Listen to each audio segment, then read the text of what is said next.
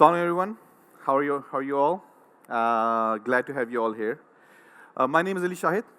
I am a consultant with Kearney. We do strategy consulting in the region. A lot of our work has been around beauty and especially around large retailers. We've been working with them around Saudi Arabia, UAE, some of the regional markets. And the objective here pretty much has always been to provide opportunities where we see some level of growth. The level 3 progress show is about to start in 15 minutes. Please make your way to the front row stage at the Pavilion Hall. Again, the level 3 progress show is about to start in 15 minutes. Please make your way to the front row stage at the Pavilion Hall. Thank you. Okay. So, um, let's maybe make this a little more Q&A. We will talk mostly about business. I am under no illusion that if it came to product, you guys know a lot better than I do. I can talk the money, but maybe not the product. But let's start. So, first of all, a little bit of what we've been talking to our clients about, right? And our clients are generally mass beauty players. They are talking about retailers, we're talking about big box retailers, we're talking about, Al-Shayas of the world and Fawaz Al-Hukairs of the world. And where do they see winning opportunities? One of the key things that we were asked to look at was for a typical large conglomerate, where do they see the growth, right? Because inflation is a problem, recession is a problem, and there's a lot of threat right now. And a number of players came to us to ask, where do they see the next growth opportunity? While a lot of fashion, food and beverage, and beauty is generally with the same companies in the region, and that's how they've been structured like since forever. The one area we see a huge growth is around 5.5% for beauty. Now, 5.5% is very interesting, primarily because one, globally, what we know is the growth in beauty segment is around 3%. So this region is still about double of that. But more than that, if I, as a large business, want to understand where to put my money, what I see is this is probably a much better place than food and beverage. Because again, like a lot of the same players have food and beverage and beauty and fashion. Consistently, even looking at the inflation that we have forecasted for the next 5 years, even after adjusting for inflation, beauty seems to be something that is going to consistently drive a lot more growth. And there are a number of reasons for that. But the biggest driver is Saudi Arabia, no surprise there. But even within Saudi Arabia, the reason we feel beauty is a lot less resistant to these macroeconomic factors is the fact that certainly the economy has opened up. Over the last 4 and 5 years, for those of you who have kept track of these statistics, Saudi Arabia is the one country in the world where the female labor force participation has almost doubled in 5 years. It is unprecedented, the number of women who have come into the workforce, which has resulted in two things, right? One is, of course, they have a lot more disposable income. Now they have a lot more money to spend. But on top of it, beauty became suddenly from a luxury to a need for their day-to-day office and ongoing needs. So beauty consistently seems to be resistant in the wider scheme of things. And a lot of the retailers are now focusing on it a lot more with the objective of not just bringing brands internationally, which has been, let's say, the modus operandi of businesses in the region, but also maybe launch their own brands. So a lot of focus is in how do we launch our own brand, what segment should we go into, what is the price point, what is our channel strategy. And finally, another reason why we believe that beauty is going to be quite large is it still stays somewhere around 1% as a share of wallet for a household spend. This is about 1/3 to half of the more developed markets, especially in the US, especially in the European countries. The one point I would like you to take away right in the start is, as strategy consultants, we are very, very bullish on beauty. Beauty is the one sector where we believe growth is in the region. Saudi Arabia is the one country where we believe a lot of new things are going to happen. They have their own issues. I mean, no question about it, especially when it comes to compliance, when it comes to quality certifications, etc. But once you can go through with it, there is massive space for growth. And we are very, very clear that this is where the next level of growth is going to come from. going a little bit deeper, what we believe, again, I mean, looking at the looking at the regional trends, we see there's a lot of growth. We know fragrances is obviously a massive part of the overall market. We know hair care is growing very fast. Fragrance is growing very fast. So, one, we do see that there's a consistent focus in growth across the board. But the difficult question is exactly which of these areas can we really focus on, right? Looking at the numbers very simply, fragrance, huge area, huge growth. Why shouldn't a new player go into this? But fact of the matter is, fragrance is probably also the toughest category in the region. It's extremely competitive. There are a lot of players here, and the three largest players, they basically own the market. When it comes to oud, et cetera, it's very difficult to compete with any of the smaller regional players. Color cosmetics, again, good growth, seems like something you could maybe replicate globally, but fact of the matter is it still stays pretty competitive. And we will talk about like what we believe is probably a good area to go next. So, if I want to identify where the opportunity is, we wanted to look at what are some of the other countries which are similar to Saudi Arabia, Oman, some of the countries which are in the region, in the Middle East, and how did they do it? And we focused on China and India a little bit. What we found very, very interesting is that both India and China have massively increased how much penetration homegrown brands have had. Now, one would have assumed that international brands with their massive brand dollars, they would continue to, keep the market, keep the winning share in the market. But in both of these emerging countries, and I mean, a third example now is Thailand. Thailand is very similar in this regard. Very homegrown, catering to the local taste, catering to the local needs. A lot of products are coming up. Some international players are, of course, interested in winning those markets, but they just have not been able to do the way some of the local players are. Now, if India and China and Thailand type of countries have their own specific way of operating and they have their own specific needs, and local players have been able to win in these markets, the question ends up being, why hasn't the Middle East shown that kind of a trend? I mean, the only, or let's say the largest name there is Huda Beauty, right? And of course, they've done amazing, and no question, it's an example. But in these countries, there are a number of brands who've been able to find their own niche. India has Mama Earth, Sugar Mama, My Glam, Sugar Cosmetics, My Glam. A lot of these homegrown players over the last 4 or 5 years have just taken the market by storm. So one hypothesis we're building is there is definitely a space for a homegrown brand. Whether it's an international player doing it or not, it's a different question. But a brand which is Middle Eastern, for Middle East, specifically addressing the local needs, that's an interesting idea, which we believe can have some potential here. Another reason why we see this is because if I look globally, these are examples from India, a number of players actually tried to do this. P&G with their massive dollars, they said, you know what, we're going to come in, we will do our research, we will find out what the winning area is. But almost none of them were able to really, get space in the market the way some of the local players were. And this is what I found interesting was a lot of these international players decided that they wanted a piece of this action, but maybe not themselves. So a lot of investment, a lot of VC money, a lot of M&A money came into these players. So if when we have these conversations with our clients, even for the mass segment clients, what we see is there's a very open acceptance to bringing a product, catering to the local needs, scaling it up fast, and maybe having an exit opportunity where the point is not getting them, but rather getting some money from them and winning together.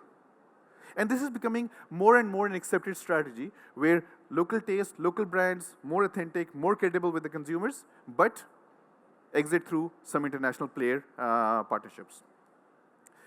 The only other point I'll make, and I'll move on, is what we found really interesting is the amount of capital that has gone into beauty especially homegrown players in both China and India, has been the most in local players, not in international players, not in global conglomerates pouring money into these countries, but rather going into some brand which was locally started, locally manufactured, and was addressing the local needs.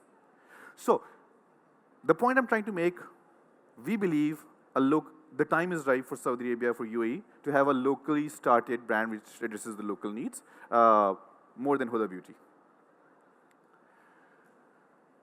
So again, I mean, I'm not going to take it lightly. I understand beauty is competitive. I understand it's very, very difficult to create your own niche.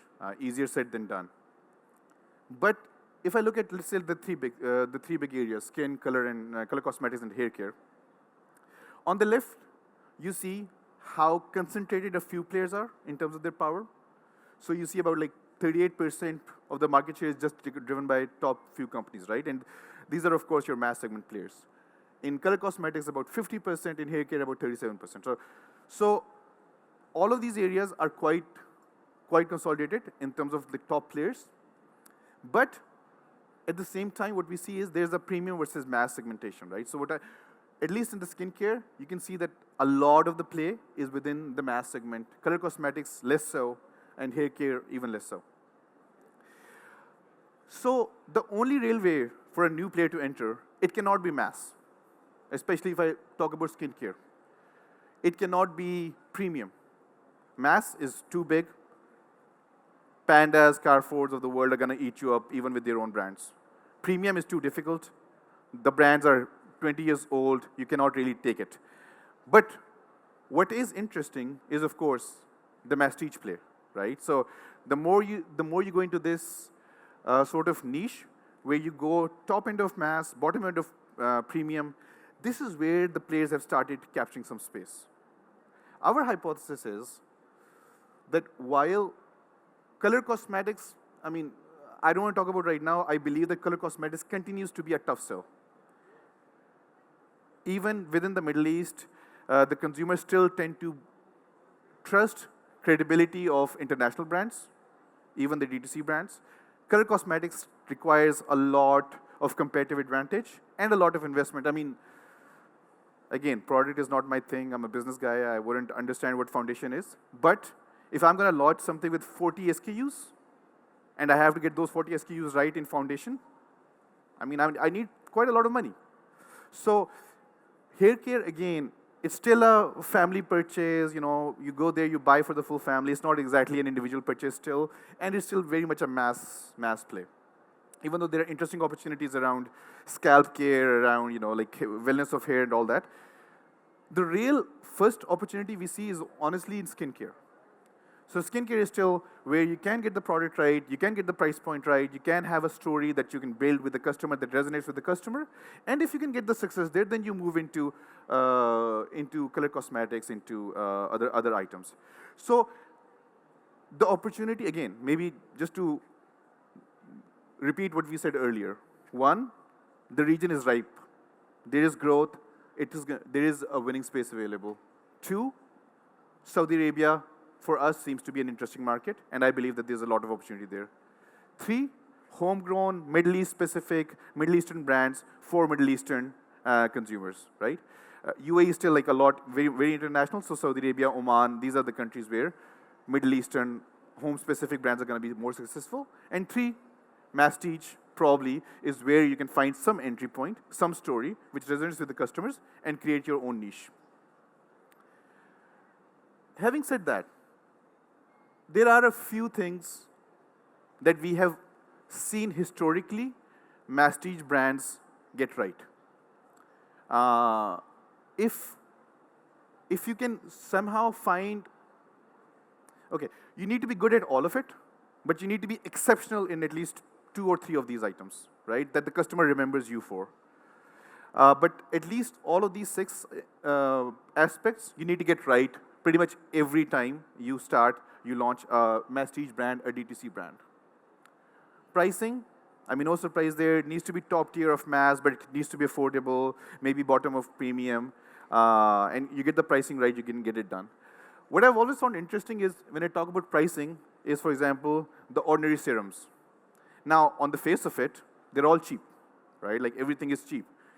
But from a customer perspective, you need affordability to buy 4 or 6 of those items, right? And you, at least in our consumer research, very few women who've gone for the ordinary, they've only purchased one item and stuck to it. So pricing doesn't necessarily have to be the price per bottle, but price per product or per solution that a consumer is purchasing. The story, no surprises there. Whether you're talking about Fenty or you're talking about Drunk Elephant or you're talking about all-inclusive, gender-neutral, but no question, if you want to have a play in this region with this segment, the story needs to resonate and it has to be very clear, it has to be very relatable, it has to be very different to you, different for you.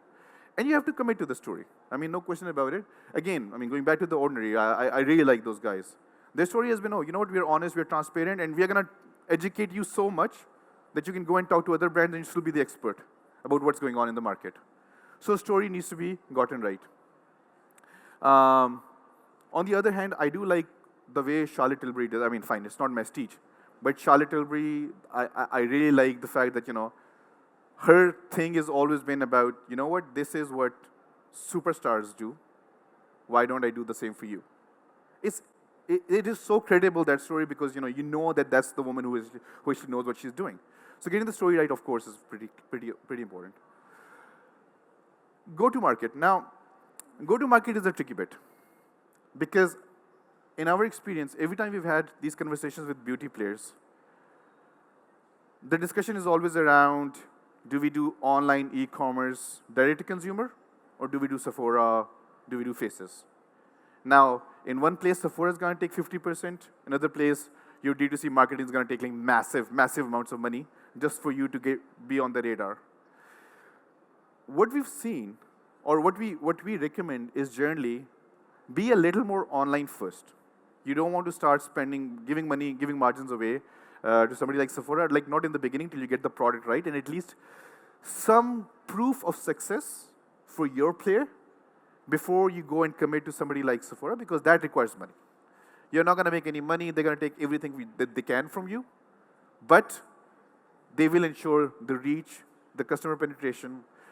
So you need to get the product right first, and then you move into that strategy.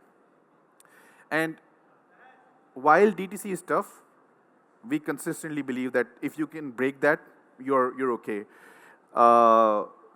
Just, let's say, back of the envelope calculation, we've always believed that if you want to be a big brand, whether you do Sephora or you do DTC or you do a mix of both, the total investment in launching the brand is quite the same. There isn't a massive difference one way or the other. Ultimately, it all boils down to how you do marketing, etc. Engagement, again, I think no surprises there. I think, for example, Glossier is amazing there, right? Like, you have your P2P referrals, instead of like making an influencer saying that, you are the right brand, you consistently say that consumers are going to be the ones who'll say what the right brand is. Now, the point is, it's very hard for a consumer to say that about you. And for that, again, like one of the things that, and we'll talk about that a little bit more, is restricting yourself to the under 100,000 influencers, or even smaller than that, where the conversion is much higher and the credibility is much stronger, especially for a newer brand, right? One thing, though, and I mean, it hasn't been proven in beauty, but we've seen this in other places, especially in food and beverage. Some of those protein bars, some of those direct-to-consumer food and beverage plays. What has started happening, especially in the US and the European markets, and I find that very interesting, is it's not necessarily an influencer-led strategy. They are not necessarily saying, Mr. and Miss Influencer, I'm going to pay you so much money. Why don't you use our product? It has become a lot more about your even less than 10,000 and 5,000 influencers. I mean, not even influencers, right? Like your neighborhood moms that we feel have some sort of credibility. And they have entire marketing departments, 50, 60 people, who just basically have them on record, and they're interacting with them and getting these guys to communicate better. And with the social network influencer analysis that you have now, it's actually quite doable. You can ensure, like for example, in the US, there was a company we had a client which was able to identify across the entire country by neighborhoods which influencers carry how much weight, and all they need to do was send them some free stuff, and they can start selling it out. And it had like pretty decent engagement. So to start off, there are ways to do it if you use technology right. Packaging, I mean, not to spend too much time, but of course it has to be beautiful, it has to be attractive. It cannot be gaudy anymore. Again, I'm not a woman, but for example, Charlotte Tilbury I never liked, but my wife loves the whole gold and the beautiful part of it, right? So getting the packaging right is amazing. And ingredients, right? So for ingredients, I think it's becoming interesting, right? Because there was the entire, the 10-step skincare routine, the Korean beauty and all that, and now suddenly last year was all about skin minimalism, right? And if I think about it from a consumer perspective, I've moved from one to the other and back to, let's say, square one all over again, right? Having said that, the ingredients have changed. It's no longer, oh, you know what, like one thing can fit all. Now, fine, you maybe go towards a more minimalistic routine, but the consumer wants to know exactly what is the ingredient that's going into this. A lot of credit goes to the Inky lists of the world, who have told the consumers what works and what doesn't work. And they now want to know, even if I'm going for a minimalistic routine, do we have all of that or not? Or if my story is around, being ethical, being cruelty-free, they want to make sure that this is true, right? I mean, they're paying premium dollar for it. The one thing I'll say in all of this is, we find with our clients sometimes there's undue importance on some of those story items. And I don't want to say that this is not important, but at times the client feels that the story is more important than the product itself. But the consumers are very sophisticated, very aware. Our consumer research has shown consumers will shift from a product in a second if they don't feel that the product isn't delivering on what they thought it was going to deliver, or the feel or the texture isn't exactly what they wanted. So you can have all of this, but fundamentally, the product has to be excellent. There's no question about it. The consumer needs to get that feel that this is something that they paid for. But of course, you can get this right very quickly, right? So I mean, I don't know if you heard this story, but a few years ago, what's her name? Clarence Horrence, the massive influencer. I don't remember the name. So she has a lot of weight. She's a British influencer in her 50s. And I mean, she can make and break brands. So she started creating those kits, right? Sorry? Yeah, exactly, yeah? So she started creating those kits. You know what, like, I know what I'm doing. I have credibility. Let me fix that kit for you, and I'm going to sell it out to you. I think the first one was sold out in a matter of minutes. Second one was sold out, da-da-da. But then, I think it was their third range where something happened with their payment gateway. And a bunch of women lost those 150 pounds kits that they lost. So the money went away, and the card was charged second time and third time and fourth time. And because, again, it's all about consumer engagement and your real, being in touch with the customer, she had a massive, massive PR disaster on her hands, right? And I think over the next 3 months, 6 months, she was able to pay a lot of that money back. But from that point onwards, she has found it very much harder to do the same. And again, payment gateway, when you set up your D2C platform, isn't your job. You basically plug it from somebody else, right? It's going to be Stripe. It's going to be some other player who's just putting it on the website. But it was her brand, it was her word, it was her customer experience, and they completely hated it. Like in some of our focus groups, we were having this conversation, and I remember one of the consumers who was a massive fan. She's like, "Man, I'm not sure I'm going to go for it again. Like, what if it happens again?" Right? So this entire journey of getting the experience right is going to be the single most important thing that a brand does, especially a new brand. But I think at some point or the other, we always need to talk about this, right? So if I continue talking about skincare, there needs to be a clear delta on how you price it. If you want to be a Masstige play, if you want to have a story, whether you do it D2C or not, but if you want to be a Masstige play and you get everything right, there is a certain range around which you can price your products, right? So for example, in skincare, it stays around 1.8 to 3 to 4 times of your mass entry brand. More than that, and then you start seeing a drop in the number of customers you're going to get.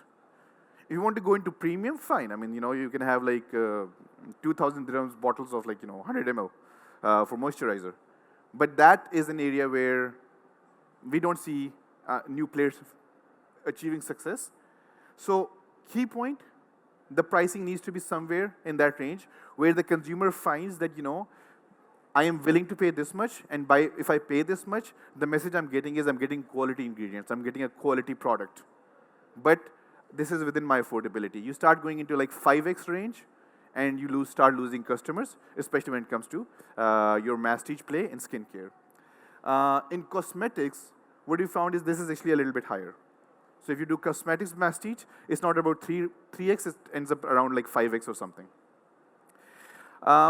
One thing that I honestly don't have a real answer is the hair care segment in Masstige.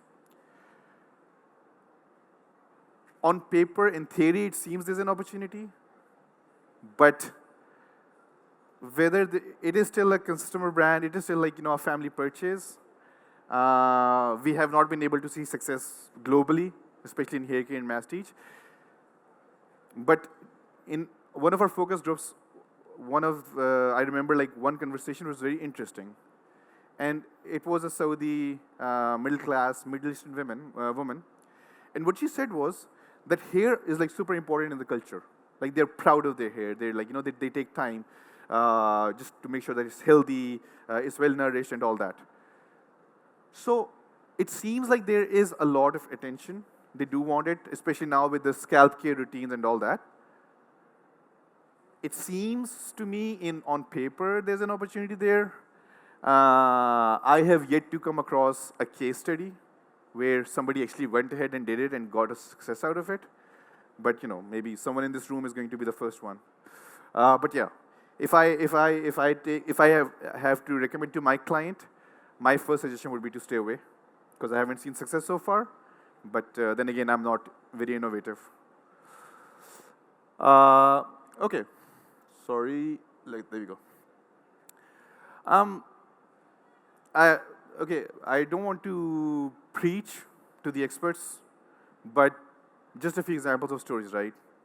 I mean, fine. The whole Korean thing came in, and there was the 10-step skincare regime, and I think it had massive following for a while.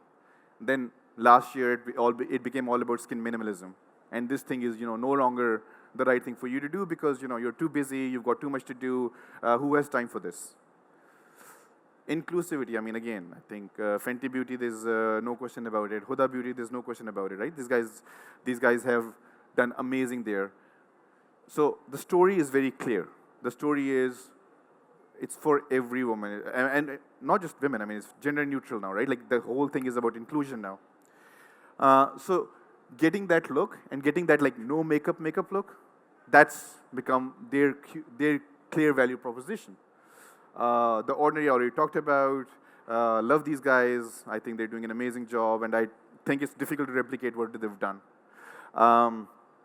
What I found really interesting is, and again, this is my wife.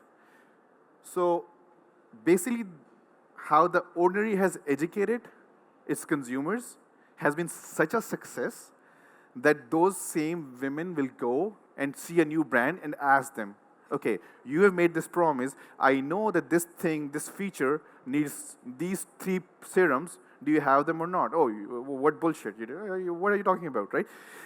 This is the Ordinary and Inculus, right? Like they have committed to transparency. They've committed to honest communication. They've committed to education, and they've delivered on it. Then Farsili is a smaller brand, but I really like that husband and wife entrepreneur, privately held company. We are not a big big conglomerate. I think when the founder was expecting, I think they actually put the business on hold for a while, right? Now that is just so homely, right? Like that's like your friend next door. Oh, you know what? Like we can't do it anymore because we're just too busy with a baby. Da, da, da.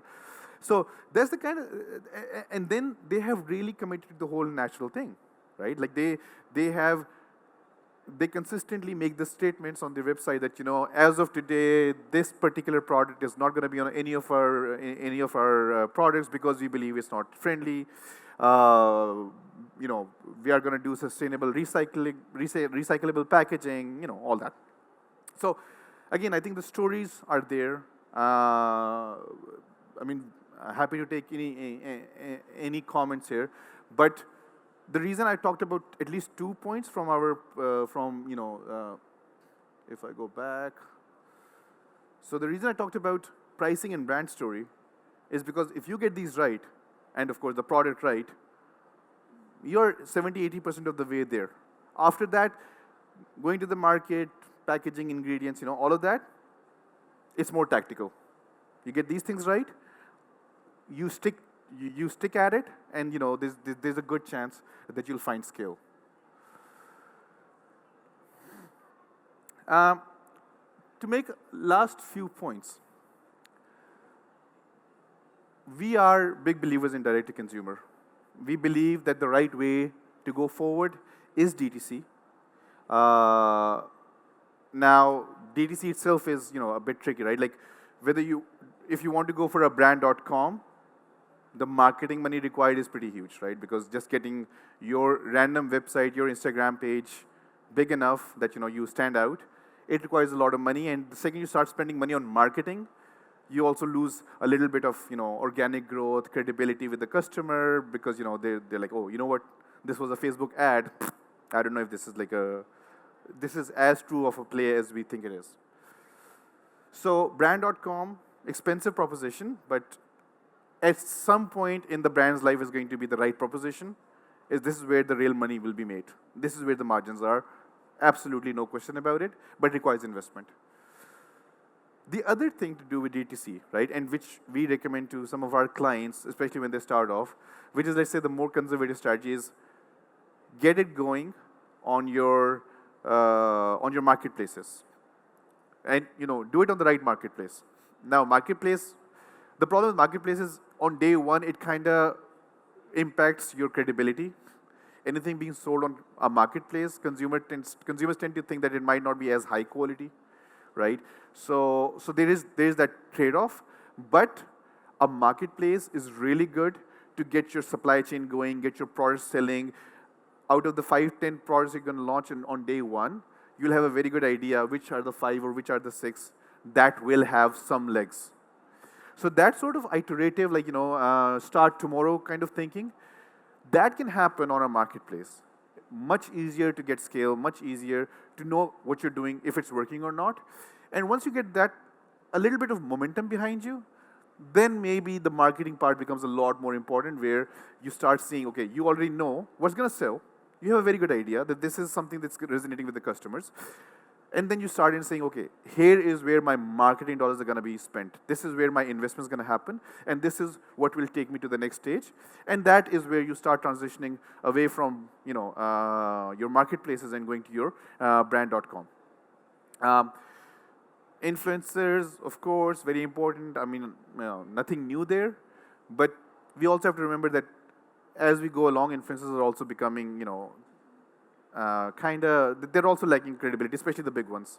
So I saw an interesting video the other day where an influencer started talking about some product, and she started with, guys, I'm so sorry, I know I shouldn't be doing this. And I'm literally thinking somebody paid her money to promote the product, and she started with, I'm really sorry I have to do this, but gotta pay the bill. I'm like, guys, because I mean, the one thing that's very interesting for me is she does that because she wants the customers, she wants her viewers to know that she has their best interest at heart.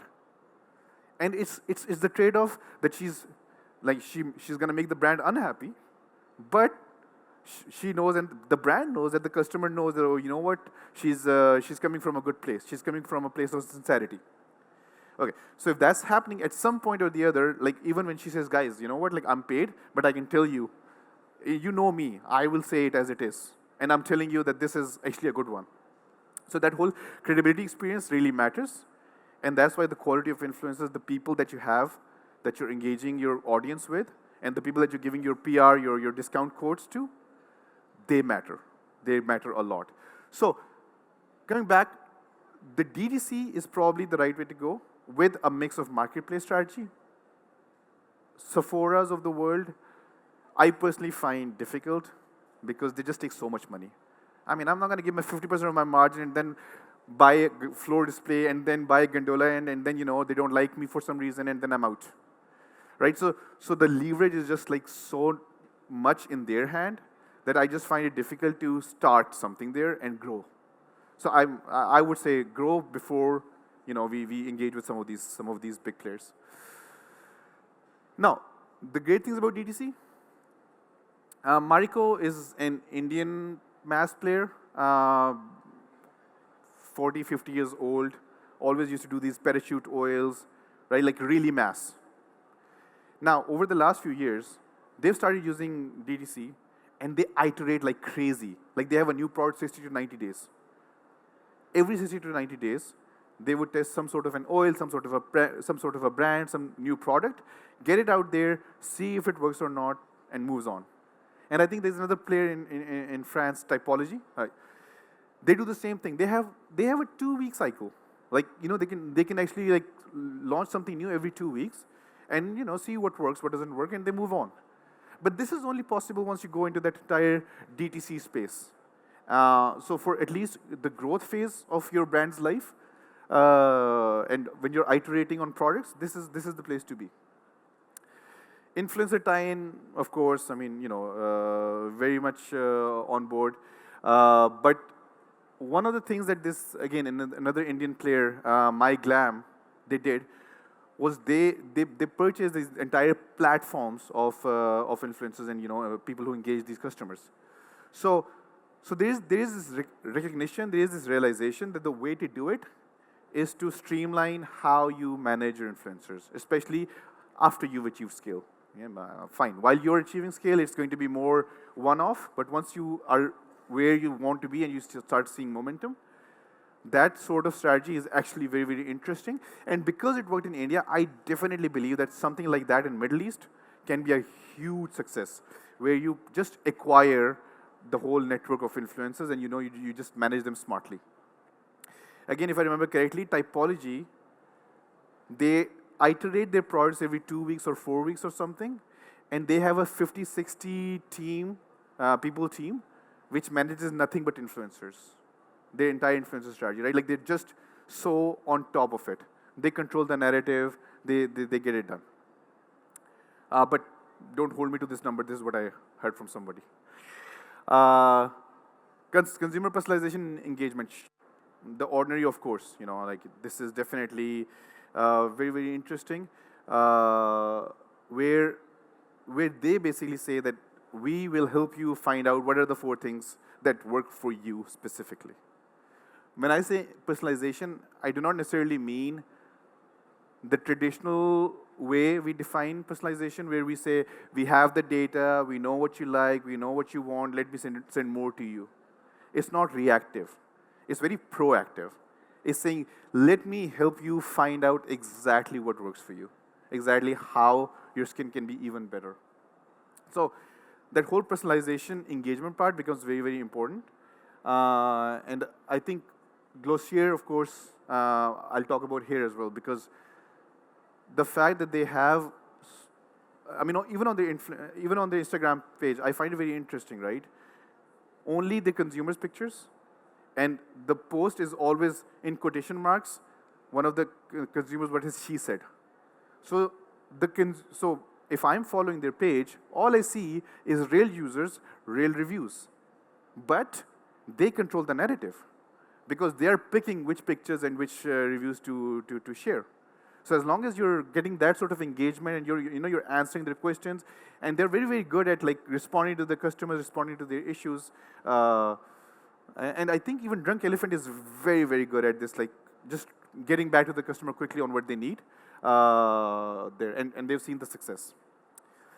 Now, House of Brands is something that is, I think, maybe a little less relevant to the region, but mostly because the region hasn't seen so many brands that they want to acquire, that you'd want to acquire who have achieved scale. In India, there are a lot more brands where you want to acquire them because they already have scale. There are a lot of, let's say, influencer brands, influencer-led brands in the region, but none of them really, other than Huda Beauty, significant. So at some point, and this is something that we've recommended to the clients, at some point in the next 5 years, if the region takes off, acquiring strategy for brands is going to become the right way to do DTC. Instead of like building your brand from scratch and becoming D2C, you just buy it and then see which product portfolio, how do they go along with each other, and then scale from there. And finally, the online engagement, knowing the customers, answering the customers, being engaged with them all the time. Glossier is a good example, but I think almost every success in DTC has done this one thing very, very well, where they've been responsive, interactive, and engaging with the customers in almost real time. But ultimately, it all boils down to the money, right? So this is what I wanted to talk about earlier. If we go for a D2C strategy, right? From whatever you sell, if the product is decent, ultimately 90 to 95% of the revenue is gonna stay with you. If you do it right, you should have a 60% gross margin. This has nothing to do with scale. This is procuring the right item from the right supplier, right? And if you're not doing something or something around that in gross margin, then we need to rethink the entire business proposition, because the ingredients are too expensive, because your pricing is wrong. There's something that you didn't do right. Because unless you can get into a 60-70% gross margin range, your EBITDA is not going to be positive. It's almost a foregone conclusion. So at maturity, and let me just make this disclaimer, this is very much at maturity. So if the brand has achieved a certain size, your marketing should be around 10 to 12%, or at least that's what we've seen globally, of your total revenue.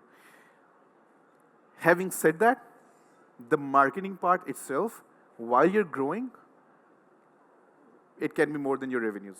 I mean, okay, so we have a few DTC players here apparently, and that's the right thing to do. I mean, we were working with a large conglomerate, a family business in the region, a fashion house, and they wanted to launch their own brand. This is apparel. This is not exactly beauty. And for the first, we said you're going to break even in 5 years if you're really, really good, not before that. And we told them, whatever revenue you're making, and with your amazing, aggressive push targets, around 60-70% marketing, and don't cheap out on this. You gotta do this. There's no question about it. So the first years, 8 to 10%. I mean, this is for a more mature player. Then of course, employee costs, etc., etc. These are some of the numbers we've seen globally, and having a positive EBITDA, even for a DTC online player, isn't that hard. It should be in the range of, let's say, maybe around 5 to 10%. But this 5 to 10%, even when you grow massive, become huge, I would be very surprised if I see any beauty player end up at 20% EBITDA.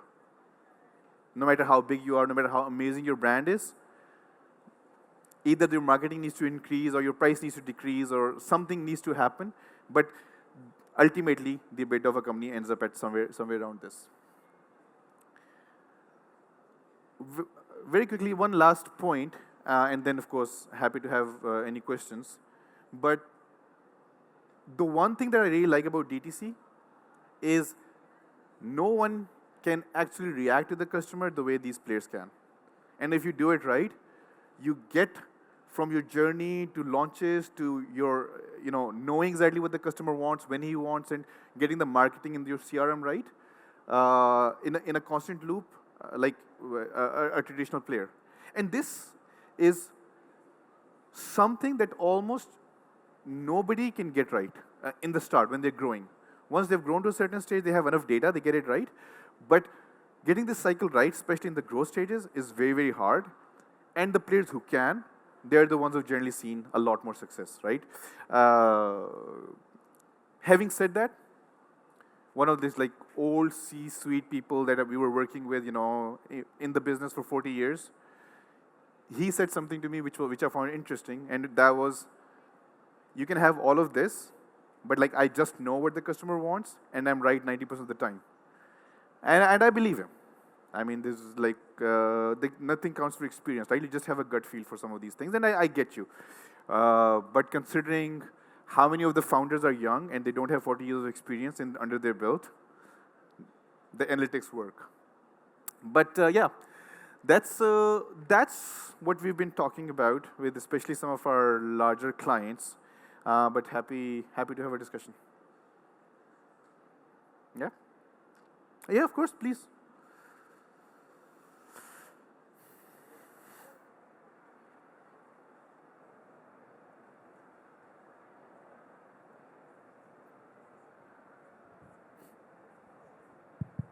Yeah.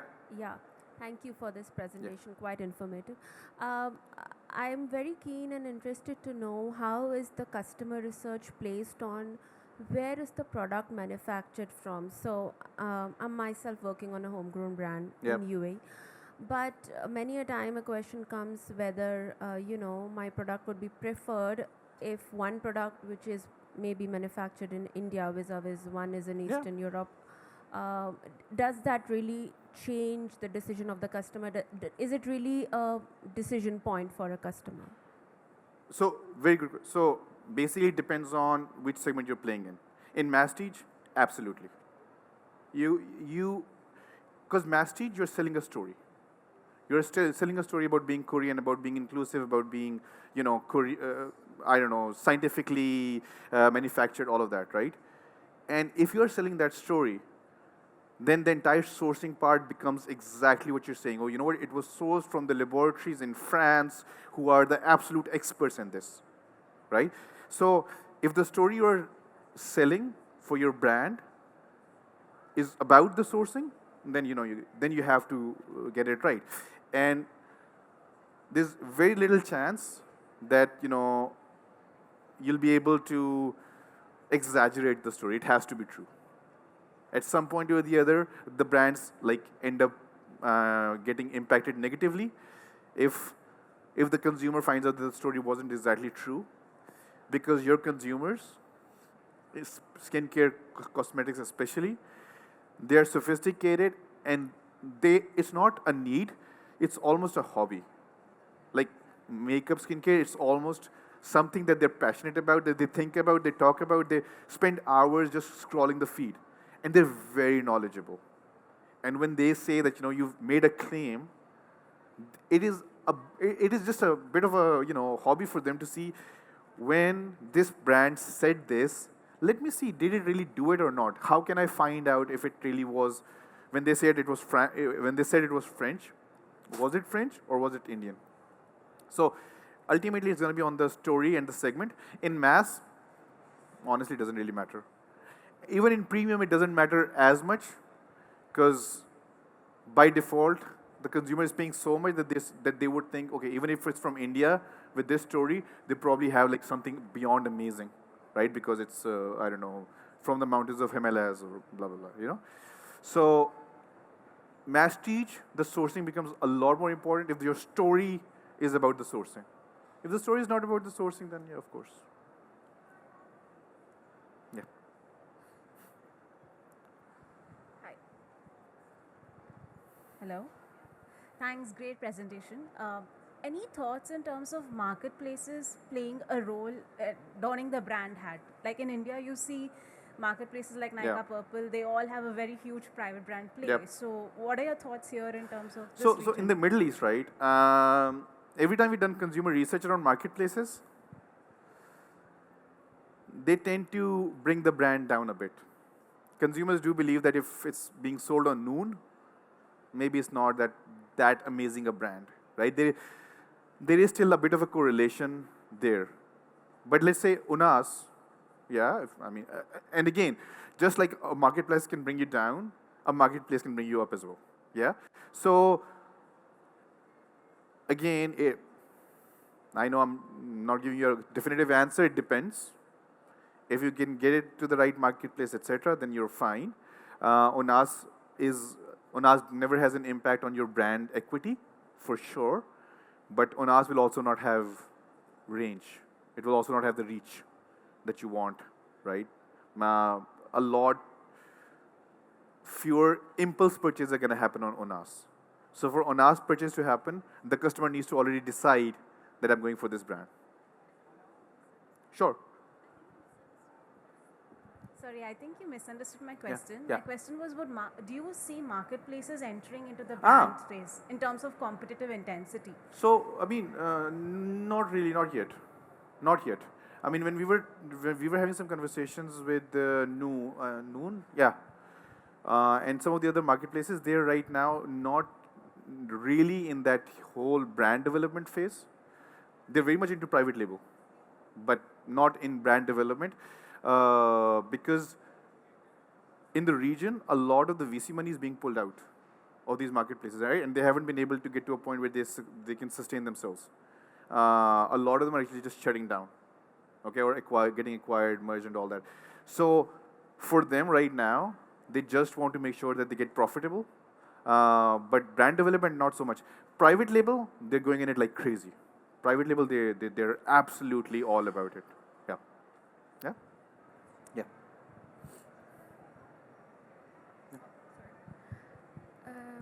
How about if you have a certain brand for cosmetics and personal care, and you're having an issue in the product itself that doesn't have a story, it's a normal product, and you want to level up to a premium, for example, and you can't find a solution, you want to enter technology to it or something to make it as good as a premium product, from a mass to a premium. Is it possible or no?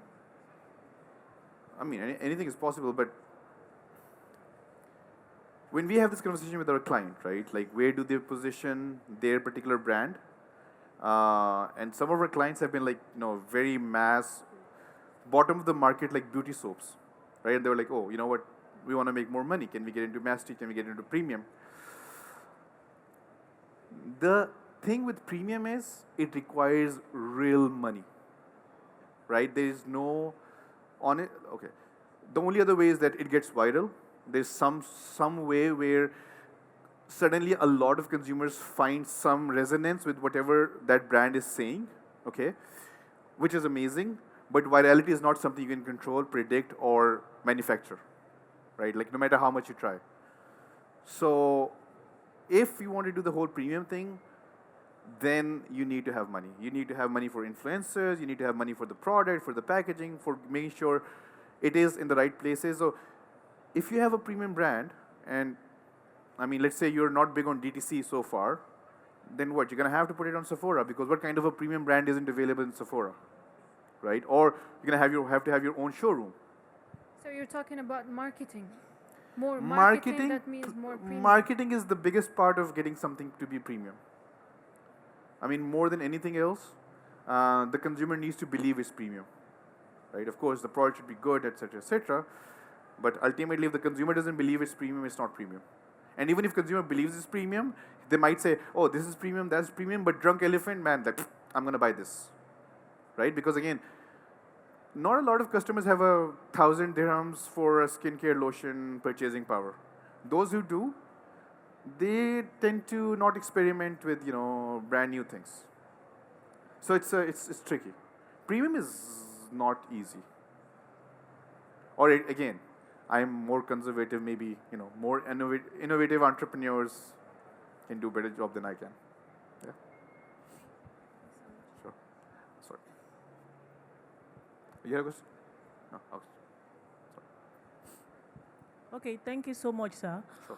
I just want to ask, what's your advice for somebody that is selling multiple brand, different products, and after restocking a particular product, before you know it, say 1 month, another one is out, customer is asking you for the new one and all that. What is your advice? How can one compete with that kind of a market where we have multiple brand and customers want all the products? You've not finished selling one, they're asking for another brand. You have not finished selling that brand, they're asking for another one. What's your advice, sir? So your question is around manufacturing supply chain, the availability of the product. So uh, there is no easy answer. Uh, the thing with supply chain and manufacturing, the streamlining is you just have to get scale. I'll give you an example. So one of our clients, they generally, so they are brick and mortar, and they generally do a few masstige products, but mostly mass, and they have like a full portfolio of products, from skincare to hair care to some cosmetics as well. Now, one, they had like this huge problem about, even though they had the shops and they had the footprint, they just couldn't get the availability right. Okay? So every time they would have something, some campaign was running, half the shops would suddenly run out of a product and half the shops would have it overstocked. Every time they would stock it to capacity, the shops, what they would find out is like they would have like a lot of wastage, excess inventory, and then they would again be angry, right? So they were always like between these two extremes of not having enough stock versus having too much stock. The thing to do is not to have let's say an easy answer, but you need to get your planning on a daily basis. You need to be like so good at it that you know every single day in which shops or which channels, which product is close to being close to finishing, right? So we tended to have like a 40-day cycle before the actual finishing of the stock, where we would know the stock is about to finish. So you just have to be like advanced in planning. That's the only way to solve it. Otherwise, you're always going to be struggling.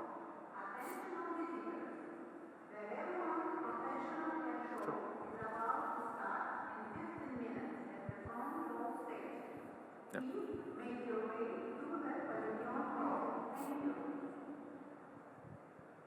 Thank you, first of all, wonderful insights. So, this question, and this is something that's happened before, speaking of Masstige and particularly D2C, at what stage do you think we should bring in the influencers? Are there any metrics that you would ask at what stage of the brand story or brand growth we should introduce? If you're doing DTC play, right, you bring influencers on day one. Because the first thing you want is, as soon as you start, the only thing you want is scale. You don't want margins, you don't want profit, you just want scale, right? Margins come later. Now, if you want scale, the only way to do it is to get the marketing right. In beauty, in DTC, the single most important channel is influencers. Now, the discussion isn't when do you bring influencers, the discussion is when do you bring a certain type of influencers, right? So while you're iterating and testing, don't go for a big name. That's when you do smaller names, you find out like, did the product work or not, because you also don't want to negatively impact your brand. Once you're sure of the concept, then you go for a big brand and then you do a big influencer. Yeah? Guys, so I think my time is up, but I'm still here. Happy to continue the conversation. Thank you so much for your time, guys. Thank you.